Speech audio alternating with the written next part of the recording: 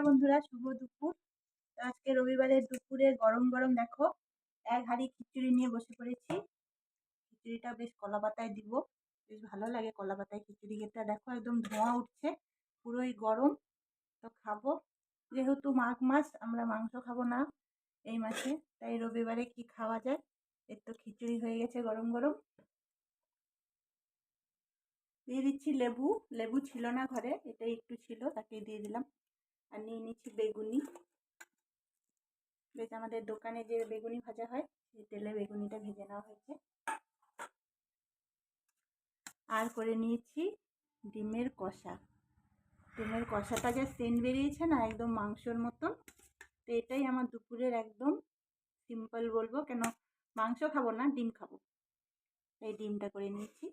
তো এটাই আমার রবিবারের দুপুরে একদম ফার্স্ট ক্লাস খাওয়া দাওয়া, কেননা আমার